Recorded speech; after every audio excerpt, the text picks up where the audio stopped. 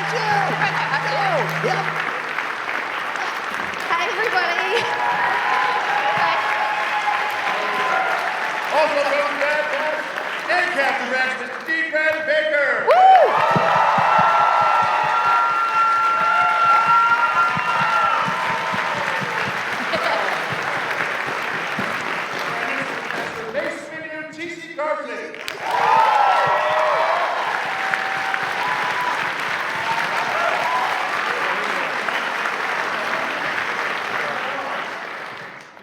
Anyway, I can sound really, really loud, but I have a big voice. Where the heck was I? TC Carson? Oh, and everyone's favorite. So grew to Ashley Eckstein.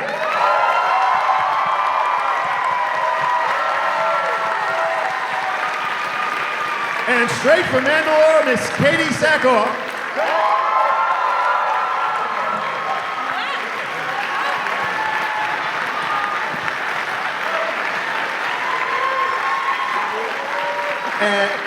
And GQ Magazine's Well-Dressed Man of the Year, 7 years in a row, Mr. James Arnold Taylor.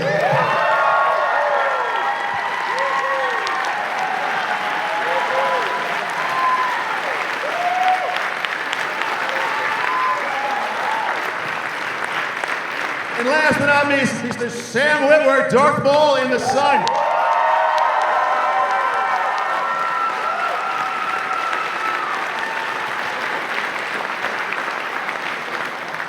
This is quite an assembly. We've never all been together like this before. This is something. No, this is quite a large panel. It's really Hello there. intimidating to look at all of you staring at me for the next question. I said, You got one, hello James. there.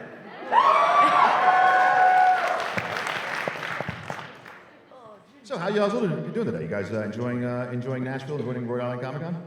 Yeah, we are having a good It's a fire hose of fandom. It's great. So I'm going to go right off. Katie, we were talking backstage, and this is a great question I thought I'd ask you. I said, you just did a great interview with Jonathan Frakes from Star Trek The Next Generation. I did. On I your did. I have a podcast. podcast. You want to tell them the name of the podcast?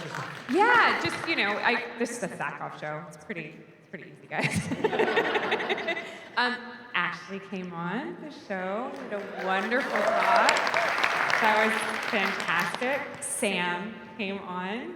That was, I'm just making my way through everyone that I know. But Jonathan was on. Yeah, it was awesome. And is there any question that you make? Because I saw your interview, it was great. And I'm going to steal some of your questions for my interview with him tomorrow. But do you have a question that you didn't ask him that you'd like to ask him? Gosh. Oh, I didn't mean to put you on the spot. Because he's here now. Ladies and gentlemen. I think that I would probably, in a hindsight question, I think that because I'm trying to pay my way into Star Trek, and I feel like I would ask him if he was going to create a character for me for Star Trek, what would it be? If you were to be a character in Star Trek, Yeah. because he's still directing. He just finished directing Strange New Worlds. Like I'm telling you, I'm trying to We'll put him on the spot for you. pay my way in. And then I think you called it something like the triple trifecta, because it's Battlestar, yes, the trifecta. Star Wars, Star Trek. Yes, And that would be able the hat trick, which is fitting since we're standing on ice where we're signing. So Okay, great. So I had what is this? Oh, are you still cold? freezing. So now you can dress like James Arnold Taylor. That's right. And you can be the Oh, GQ look at Magazine's that. best dressed. Yes. Hello there. Oh my God, I love it. That's very nice. I like that. And She's on an Ashley- ice rink. Ashley, we didn't plan this, so I hope I'm not competing with you because your universe is Not so much at all. bigger than my little thing. Not at all. Somebody said they were wearing an Ahsoka shirt, and they were like, "Well, it's not yours." And I'm like, "No, I'm like an equal opportunist when it comes to Star Wars clothes. I love all Star Wars clothes." We love Ahsoka. She's a great character. Thank you. What are your favorite qualities of her? Because I think she's got such, she's a great leader and she's friendly and she's kind of just. If you could just talk a little bit about Ahsoka, what do you think about her? Exactly. There are so many things to love about Ahsoka, but I would say my favorite thing, and you mentioned it, is her kindness. I never realized that Ahsoka's greatest power was actually her kindness.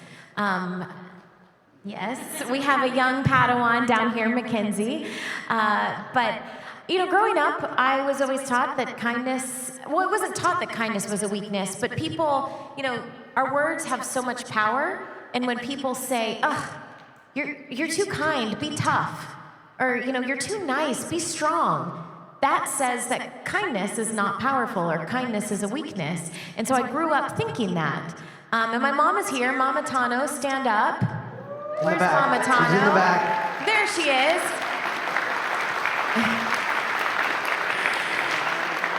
My mom raised us to be kind, but I always thought it was a weakness. So Ahsoka taught me that kindness is powerful. Anybody else want to talk about their characters on the Clone Wars or Bad Batch, about their influence or anything like that, or should I just? Okay, you're all looking at me like an oil painting right now. I don't know what to say. Did you see the guy dressed today as a The guy? wrecker? There's a lot. Okay, There's a right. lot of the guys. I dressed saw as two, Wrecker. but I saw one that was just enormous. I saw a the guy. Yes. Yeah. Fantastic. I meant Absolutely. the wrecker that was there. Yeah. Yeah. All right, so you brought it up. Now you got to talk about Wrecker. I mean, or any of the Bad Batch. To talk about them in general, well, I missed them very much, and was very gratified the way that the show ended, and it's great fun to see how much the fans love the Bad Batch and the clones as well, and it's a great turnout today. It's really fun. Excellent. Yeah, I love the guy. Are we ever going to see them again? Oh, am I putting them on the spot? I sometimes forget. Well, I mean, I We've got an don't. audience. If I'm available, but I'm not the one who makes such decisions, nor the first to learn of it when such decisions happen. I'm much further down out on the limb on the trust tree, especially since letting Ashley know that we were going back in and doing some more Clone Wars back in the old days. Secrecy is rather important in that realm, but I have no secrets even to conceal at this point. And Michelle, what do you have to say about Omega? I loved Omega from the minute you met her. She was just a great character. Thank you, and thanks to everyone out there as well, because I have shared before, I was kind of newer. I didn't get to grow up with Star Wars, so all you kids out there who have wonderful parents who've brought you in early, that's so amazing. My journey into this amazing universe has really been through getting to be Omega and getting to work opposite D, and kind of similar to what Ashley was saying, I think it's cool to explore qualities in a hero or heroine that seem kind of counter, and Omega started off maybe a bit naive and really optimistic, and despite the journey of being with Clone Force 99 and learning about like how Coruscant works, the political nature, the fact that clones and their rights are sort of, question, like how their lives are if they're not in service to something is like a big question mark that she gets to explore with them. But at the end of the day, she really knows what she believes in, and I think it was really wonderful to get 3 seasons to explore her growth, and yeah, I miss her too. Now, he wouldn't leak anything, but can you tell us anything about the Bad Batch ever coming back? Do I have that kind of face that says I would spill secrets? No, I also have nothing to conceal either. I have had no phone call. Still on the bench. Do you guys still think we'll see him again? I think we will. Because that ending was great. It's just, right up to where the rebellion is coming. Yeah, and Old Man Hunter, which is kind of a cute way that people have been referencing the age jump. It was, very emotional. TC, I can't see you. I'm kind of angled over here, but I just got to talk about Mace Windu and the Siege of Ryloth. That was a great. Was that a trilogy or was that 4 episodes? Anyway, you know what I'm talking about. But you've had a long, extended career. But of course, I want to talk about Mace Windu because you did a great job as that character. Thank you so much. I appreciate it. Could you amplify just talk a little bit about Mace and what it was like? To Don't do it, it's a trap. I think it's really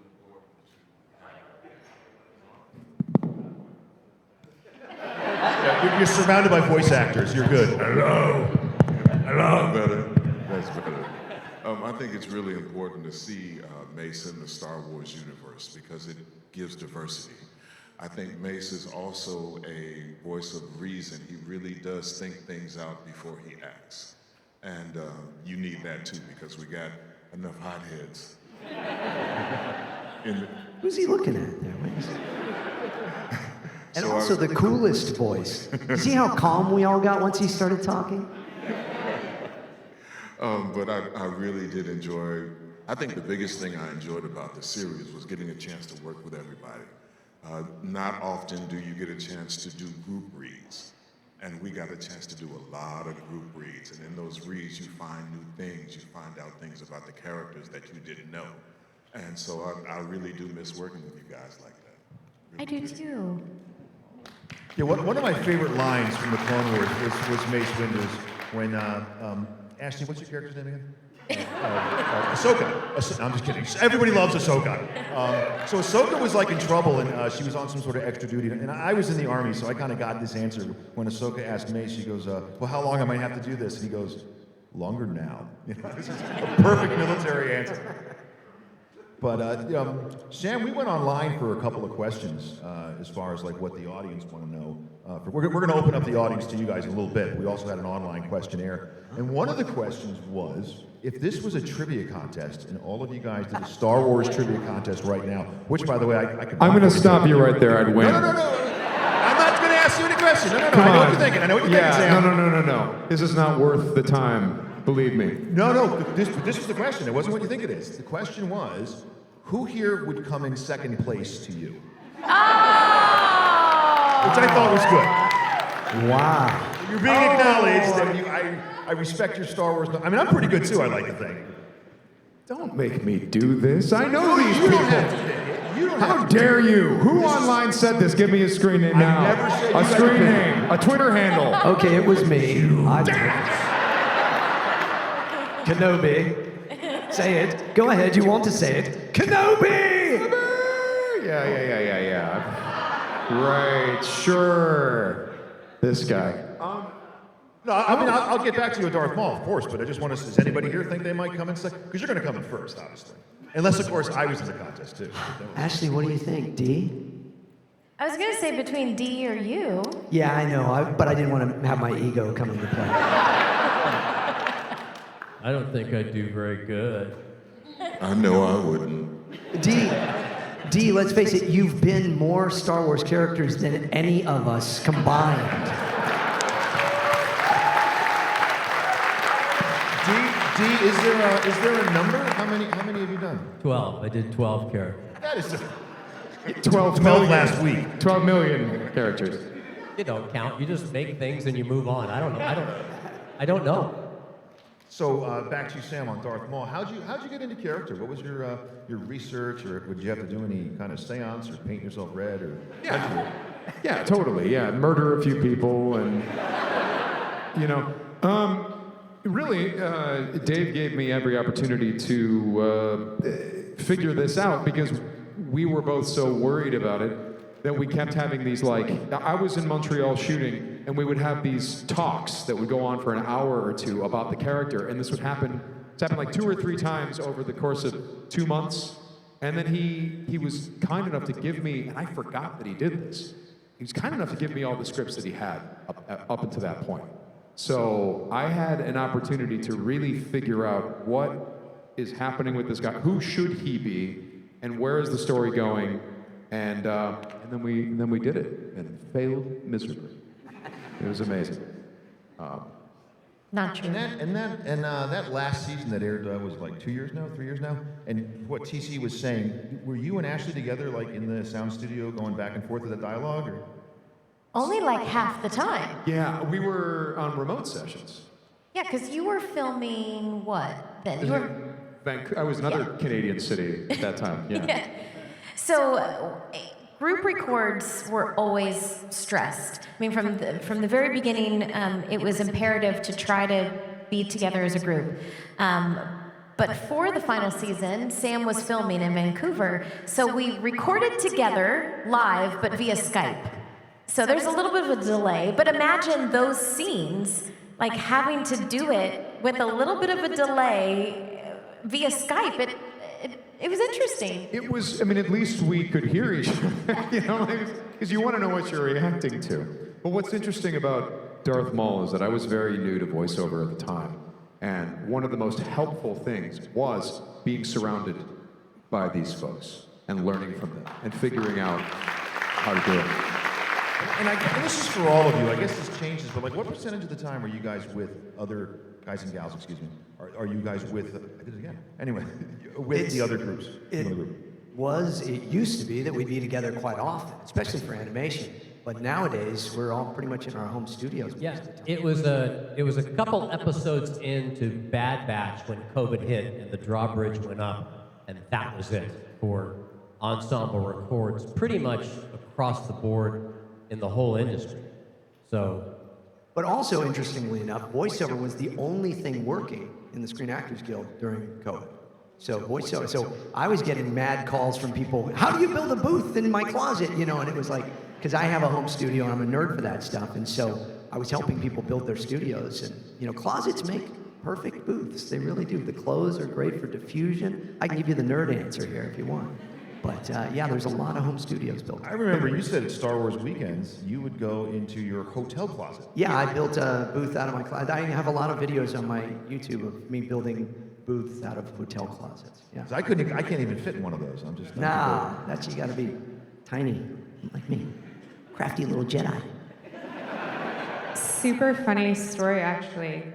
During COVID, I had to do ADR lines, which is sort of like voiceover. You record you overdub the sorry you guys, my body was so cold. I think I'm frozen and I'm thawing from the inside now. You have to match what you did on the day, and you re-record your dialogue because something dropped on it or a plane went overhead or whatever. You're cleaning up the dialogue. So I had to do all my Mandalorian ADR under a duvet in a rental house because it was surrounded by windows and mirrors, and we couldn't find a quiet place. So Dave was like, just go under a duvet in the bedroom. Okay, so next time, if you have an ironing board, you take the ironing board, you put it there on the desk, you put the duvet over the ironing board, it helps hold it, then the back half is there for you, and you have more of a space. Guys, that's so smart, because I was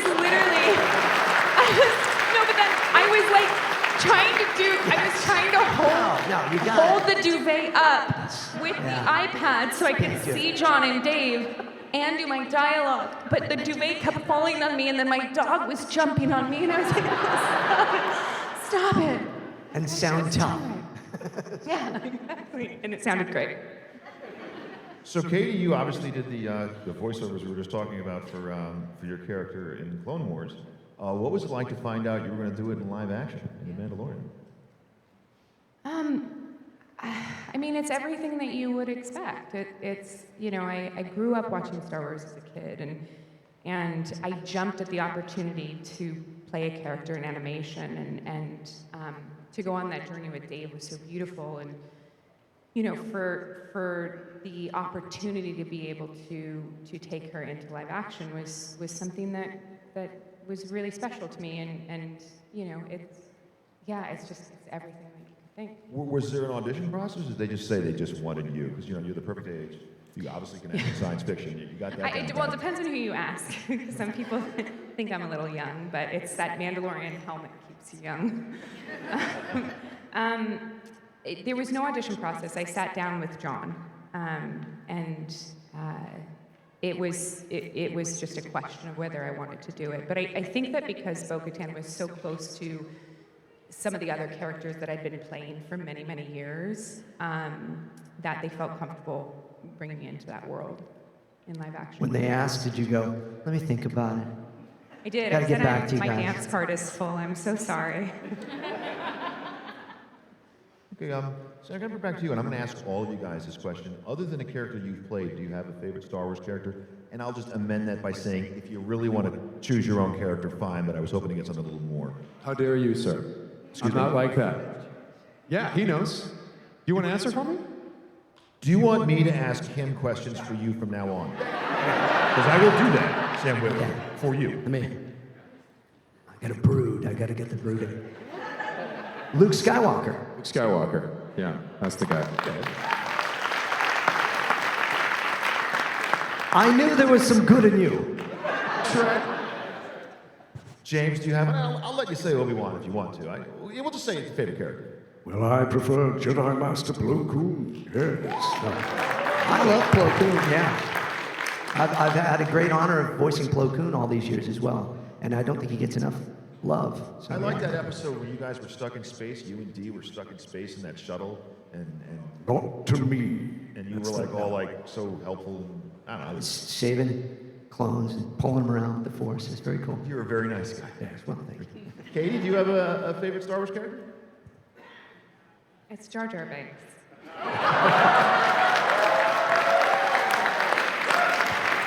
So you're the one. Yeah. No, he's great. I love him. He's a great guy. I've met him a couple. Saw him last weekend. He's wonderful. Ashley? Definitely R2D2. R2D2. All day long.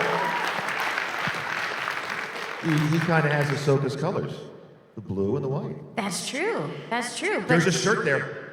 There's a I've shirt there. designed many.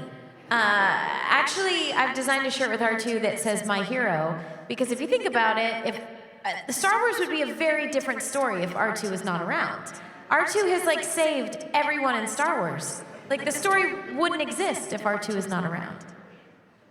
Did you ever hear George Lucas say that he felt that the narrator for Star Wars was R2 because of that very reason? That Yeah, R2D2 is he's a liar. He's always making up stories where he's the hero, and George sounds like Kermit the Frog. A long time ago, in a galaxy far, far away. There's a lot of clones, and you can be replaced. You're fired. But Sam, have you ever heard that the crawl itself, that's R2D2? That's his speaking. That's his talking. You can keep that. That's my own little theory. You can keep that. Whoa. Because if you notice, it's not neutral. It's the vile gangster job of the HUD. It's the sinister this, and it's the hopeful Luke and the save for freedom. So it's obviously somebody on the good side, and it's also a very monochromatic kind of neutral speak. So it's R2. It's like a hologram. Thank you very much. R2's an incredible writer. His punctuation's perfect. You're right. Yeah. TC, do you got a favorite Star Wars character? Luke, I am your father.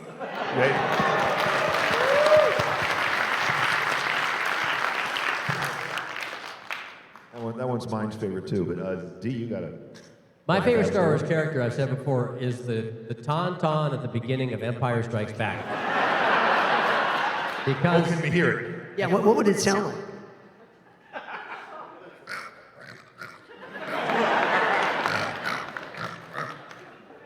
But then, wait. And the reason I... Got you open.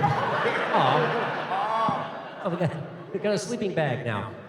It would have been hilarious if you got inside of it. That would have been great. But it's when I was in the theater as a kid watching Empire Strikes Back, when I saw the Tauntaun, I knew that beautiful Tauntaun. I knew that this was going to be as good or better than the Star Wars movie that I just saw a few years back, and that was very exciting. And I actually just this week had delivered the head, the life-size head of a Tauntaun, to put in my studio from this cool company called Regal Robot.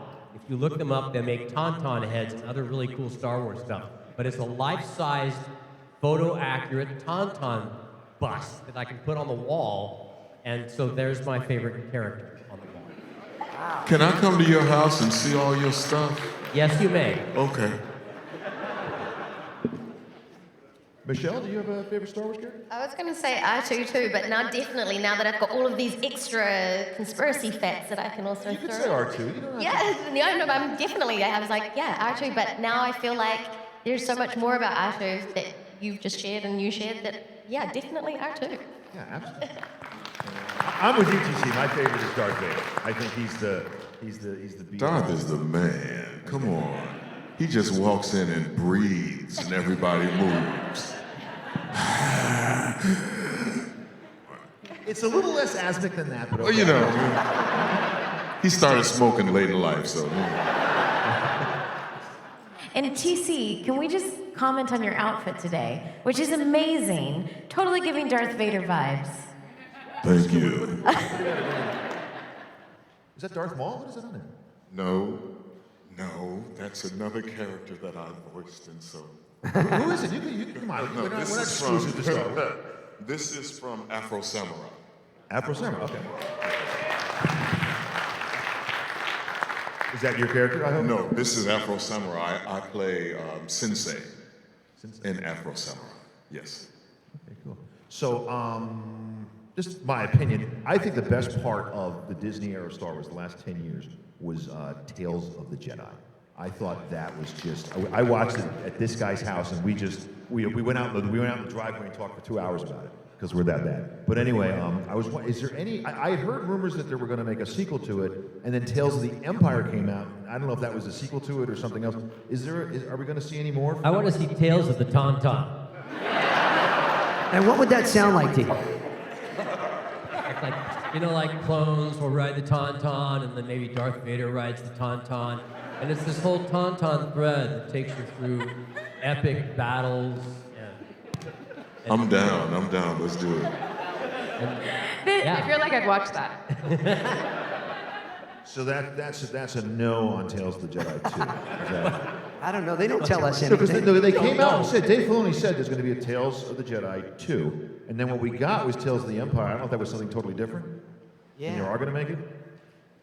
You want to talk This is to a Dave question Filoni. for Dave Filoni. He talks to us like we're supposed to know. I was Not not trying to wrangle secrets out of you. They I didn't don't know tell this us was- this was anything. a known thing. What? They don't tell us anything. No. They don't tell And you what guys we anything. do know, we cannot tell you. Yeah. You'll be surprised. Well, I've gotten a couple of questions out of you guys in the past. Wipe your mind a little. You know, so Sam, you said you got scripts with Maul, but when we did the Lawless episode, which was my least favorite and most favorite episode of Clone Wars, I got the script as I was reading it. So I was reading the actions in between, and Sam is in there with me and with Anna, and I'm like, no. Anakin's gonna jump in, he's gonna save Satine, this is all gonna be fine, and I'm reading, and I went, Satine. And Dave Filoni used that Satine as I'm grabbing Satine.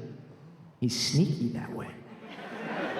He wanted me to be a mastermind so that he gave me all the script stuff, and then he ambushed you.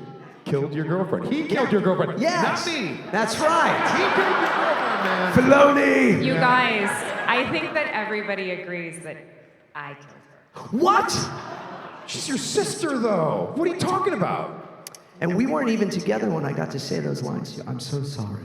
I said that too. So right now I'm just gonna say, I'm so sorry. I don't remember what I said. Come on, you don't have it memorized? I shot all of it by myself. know. Yeah, I never got to record it. She didn't say anything. I'm playing the scene in my head. Shot all of it by yourself in a closet with an oven board? Duvet. Duvet.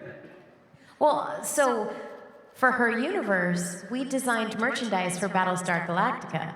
So my husband and I had one rule: I would refuse to design for anything unless I was a fan of it. So my husband and I went deep into Battlestar Galactica and became the biggest fans. And so I was so excited when I found out that Katie was cast as Bo-Katan, but then we didn't get to record together. And then I was so mad at Dave, because I'm like, how are you not letting me record with Katie? But then we finally met at Star Wars Celebration, and I really had to keep my cool. Because I was such a fan. And I had my toaster necklace, and I wanted to be like, so say we all. And I mean, just really geek out about Battlestar Galactica. So it's really cool, because we are all genuinely fans of these properties and of each other. And we really are one big family. And so it's really cool to get to do this panel together, because even though we're on separate things and separate projects, we really root each other on, and we're one big Star Wars family. Wonderful. So we're gonna we have a question. Have a question from the audience.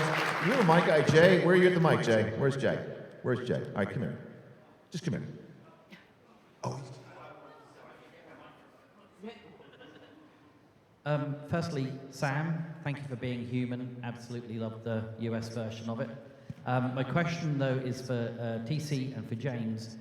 You, as voice actors, stepped into the roles of already established characters. Really? I know, right? Go figure. was it like daunting for you knowing that everyone is looking at this, comparing you to Samuel L. Jackson, to Ewan and Sir Alec? I just wondered, and how did you approach that? Did you feel intimidated or? No pressure at all. You just went for it, right? Thank you. Sorry, here's a patch. I didn't know you were infirmed. I wouldn't ask you to get up like that. And Jay, can we get the mics for the audience, please? Do you want to go first? Okay. You're so polite. When I got the first audition, it was over 22 years ago now for the micro series of the Clone Wars. I was Obi-Wan Kenobi on that. And they were still making the movies.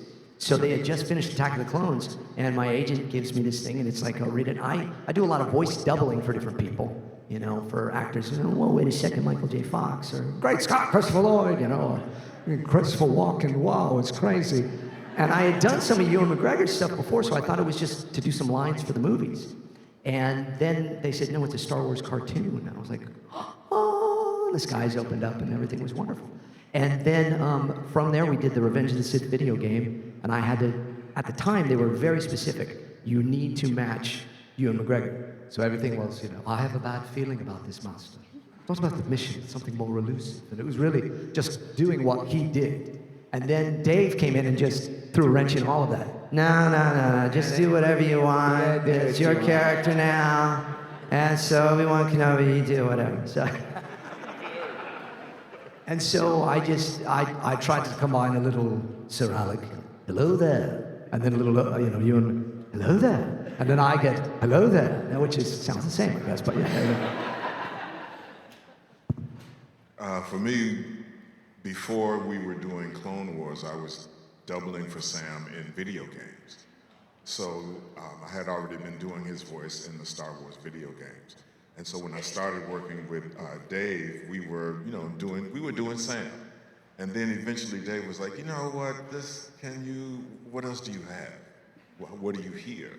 And eventually we morphed into the voice that you hear today. And I think he has Sam-isms at times, but I think he's a little more even than Sam was. But I know he has that thing in him when battle happens and Sam comes out. Yeah. Okay, so we have a mic set up over there. Hi guys, thanks for coming. My name is Bruno. It's a great pleasure to see you guys.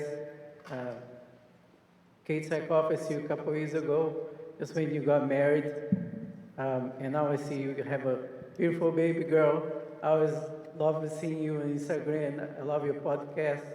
And you guys, it's just like they say, if you do what you love in your life, haven't worked a day in your life, and you guys have a big picture of that. It's just so rewarding to see you guys all together and see the faces behind all those characters, the contribution, because the Clone Wars was such a big contribution, big scope, telling the story, because the movies, there's not enough room to tell the things. You guys did a great job storytelling and explaining the whole Clone Wars thing.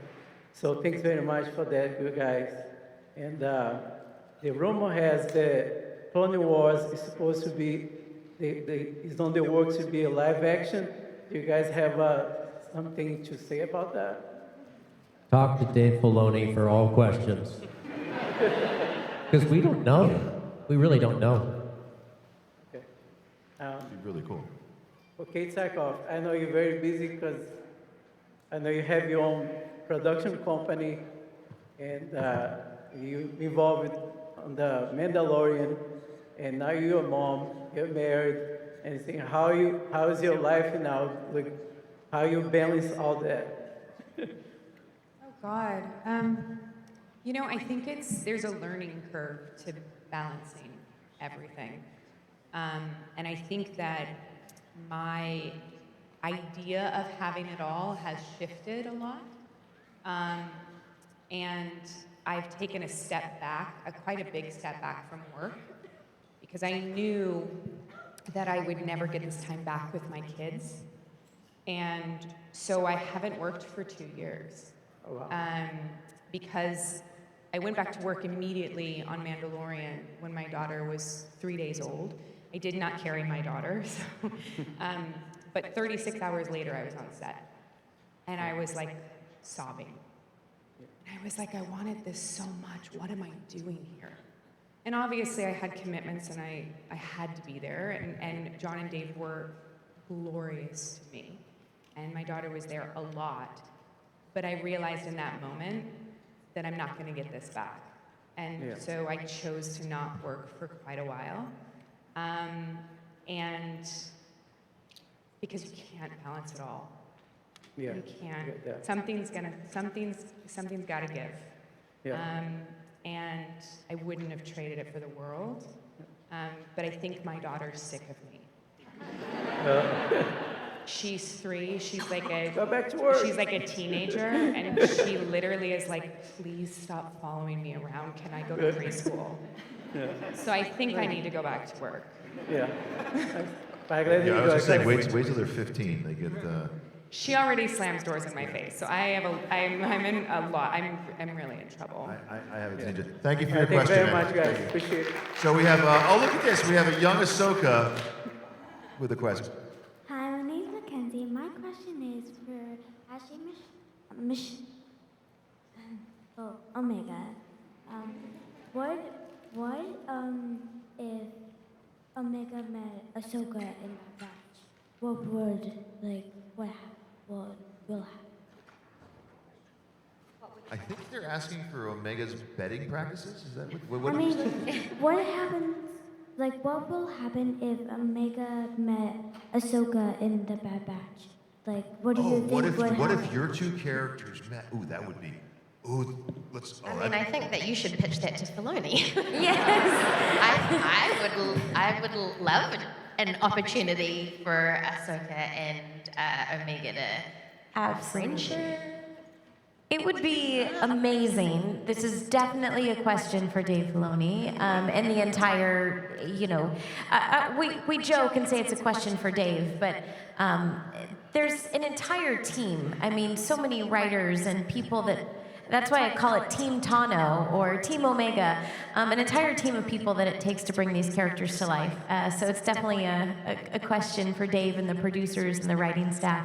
But I think it would be amazing, and Ahsoka would totally, I feel like, be a bit of a mentor to Omega. Totally, 2 kind-hearted females trying to make the world a better place.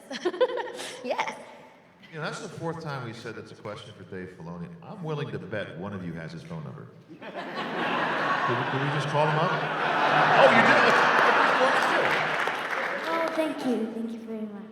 Thanks, Mackenzie. I will give you $25 if you call Dave Filoni. That's the opening bid. Ted Next Lasso. question. Ted Lasso over there, man. Great to see all you guys, especially you, D.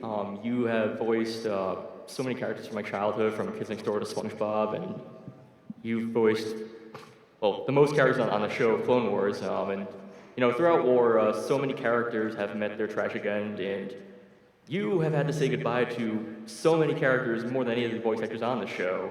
And I'm just wondering, which character or clone that you voiced, whose tragic end had the most impact on you? Fives. Glad we're in agreement. Fives is the saddest character in all of Star Wars. And that his ending was difficult. Everything that led up to that and saying goodbye to him was really hard. And what's more is that, because you voice clone characters, you have to, play 2 characters in these scenes, too. So that must be, a unique experience, huh? It's another day at work. Yeah. What would it sound like if Fives was on a Tauntaun? It'd just be Tauntaun sounds, man. And next question over there. Hi, I'm Jazz. I want to say I love the Clone Wars. I love the Bad Batch. It means a lot to me. And my question for all of you is, do you guys have a particular episode or arc that really meant a lot to you? I know for me, the Outpost and the Bad Batch holds a particularly special place in my heart. And in Clone Wars, I would say the Siege of Mandalore, just for how awesome it is in the tragedy of the clones. So, thank you. Favorites? Don't look at me. I can't. Yeah, Kevin, what's your favorite? I loved that at the end of Bad Batch, it was the big, you imagine it's Star Wars, right? And the blueprint for that is the destruction of the Death Star. Big explosion, right? Sometimes we like to blow out with giant, amazing things happening. But the most amazing moment was a small character beat where Omega told Crosshair that basically that she trusted him.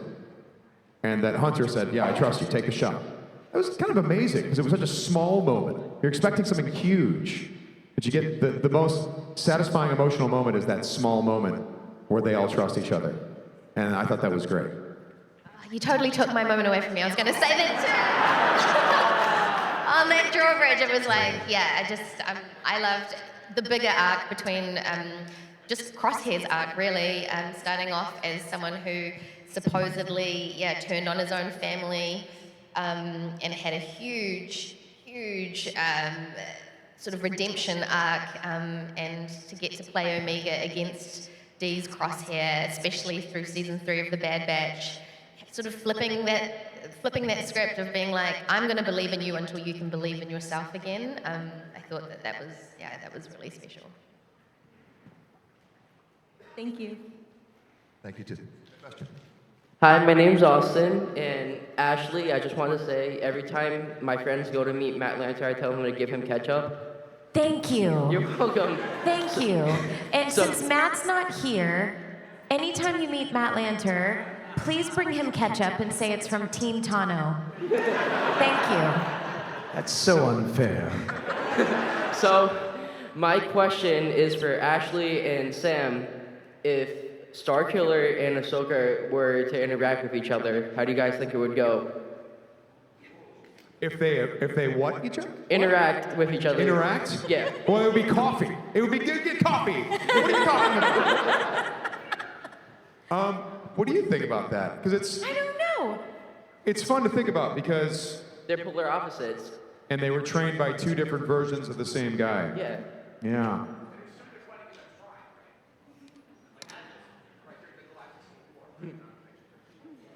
Yeah, I think it's coffee.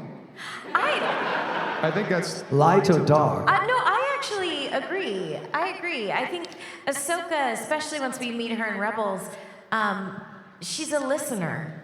You know, people often ask me actually, what would that conversation between Ahsoka and Barriss be like? And I absolutely think Ahsoka would forgive her, but she would just want to listen and understand, why did you do what you do? I think she'd be fascinated to have coffee with Starkiller. Like, he would have a lot to say. Great question. Thank you. Yeah, you guys are kicking it out there. What's the next one's over here? Hello, my name is Samantha. I have a little fun question, if that's all right. If you could make a 3-course meal with your character, or for your character, what would you make, or what would you have them try? Interesting way. Anybody want to jump at that? If you could make a 3-course meal, 3-course meal for your character, what would it be? And I'm just going to put it on TC. You're so wrong for that. Okay, 3 courses. So that's appetizer, entree, and dessert, yeah? Okay. See, you're off to a great answer. I didn't even think of that. Appetizer would be oysters on the half shell. Yeah, because, you know, yeah. They're like space oysters, right? Yeah, well, okay. And entree. Tauntaun? And what would that sound like, Dee? Oh. Tauntaun tartar. Entree would be, no, tauntaun tartar.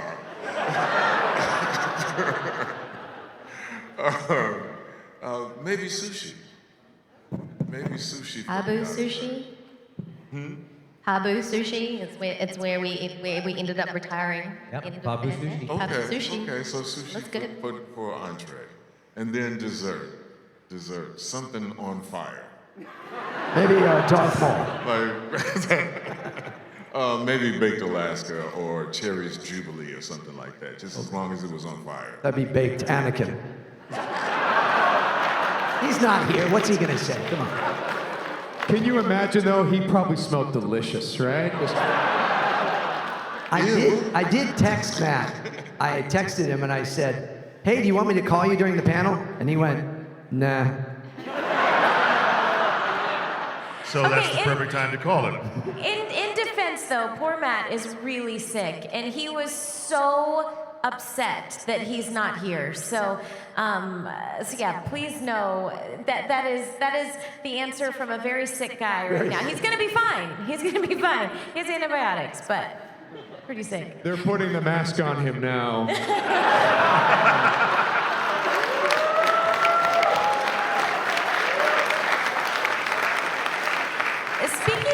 Speaking of food, though, we were standing back here. So with the grapes, we were wondering, who are you cosplaying? Yes. Who else is wearing grapes on their head? Bacchus. Yes. Yes. I was going to say Dionysus, yeah. We were Googling it. Back there, I knew that you were one of the Greek gods, but we couldn't remember which one. The god of wine. Yeah. I just can't believe he said, "Are you talking to me?" Yeah. Are we over here now? We're over here now, right? Yeah. Hi, I'm Caitlin. Thank you so much for giving us years of amazing performances. You guys are all amazing. But I just wanted to know, this might be a little bit of a deep cut. Corky calls Satine aunt, and I am not sure if he refers to Bo-Katan as aunt as well, but is he, in fact, can we confirm?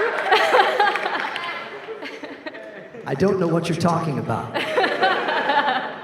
He looks, he's a handsome young man, isn't he? Yes, indeed. I don't know. What do you all think? What do you think about Corky? Do you think Corky is Satine and Obi-Wan's? What do you think, Katie? Do you know about this? Do you know about Corky? I know about Corky. I get this question so much. Welcome to my world. So much. I get it so much. You have Dave on speed dial, right? So we can call him.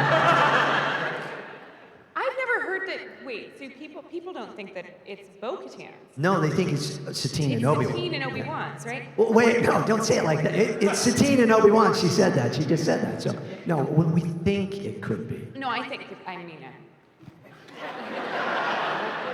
operated under the assumption that it is, but then again, Dave also lied to me and said that Cocoon was the one that was back in Mandalorian. Yeah. I believed him, so I don't know. Yeah. That made me sad. Yeah. I wish he was back. I know, me Look, if Obi-Wan could cut Darth Maul in half, Plo Koon could have got out of that ship, right? That's what I think. Because there's a moment where, like, he could have gone, Kotoya. I forgot we're on this. So we have time for like one or two more questions. I was hoping to get to the girl with the funny hair over there, but I don't think it's going to happen. But go over there. My name's Allison. So how have your characters influenced your lives since you've played them? How has your character influenced your lives? Anybody want to jump on that before I give it to TC again? No, I'm kidding. Just waiting to hear what Sam says. You don't want to know. Michelle, how is it? Okay. I'll jump in. I do a lot of work with mental health, and thank you. Ahsoka has inspired me so much. Every day, I strive to be a real-life version of Ahsoka, and I've learned so much about my own mental health, about mental illness, and Ahsoka says, in my life, when you find people who need your help, you help them, no matter what. I guess it's just who I am. And I feel like Ahsoka would be an advocate for whether it's for mental health or anything. She would see others in need and help them. And, to have the opportunity on this stage and to talk to everyone, our mental health is just as important as our physical health. Bottom line. And you can't have one without the other. Thank you. So yeah, she inspires me to speak up and be an advocate. Okay, we have time for just one more question. I'm sorry. So the rest of you guys in line, whatever. Sorry. Hi, I'm Ben, and in honor of this is my apprentice, Chris, James. My question is for Sam. I grew up playing the Star Wars Unleashed games, and I'm just wondering if you got an opportunity to either be involved or even play as Starkiller again, would you want to, and how would you go about it? If I had the opportunity to do it again, would I do it again? Is that what you're asking? Yeah, or do like a live action one, like anything involving Starkiller. Oh, yeah. No, it's... Look, I thought the most interesting thing about that character is that the first half of the story, he's doing terrible things. He's making terrible mistakes. And the second half of the story, he's literally trying to undo everything that he did. Every mission objective. It's a theme. He's right, yeah. Isn't that weird? Yeah. Strange. It's weird. So yeah, and I thought that was, that's the fun of that. So if someone, yeah, I would do it. I would shave my head in an instant. I would. You got Dave Filoni's phone number. We all know it. You can get him, okay? Yeah, you don't use we'll go. I get it. You're trying to get a job. I get it. Yeah. Thank you. All right, thank you, guys. And before we go, I just want to say just a round of applause for Frank being interpreted here. Like I said, I've never had an interpreter before, and I've known Frank for 20 years. This is what a weird coincidence that he's here. But I also want to thank all of you guys and gals for coming. This was a really fun panel, and I loved hanging out with each one of you. All of you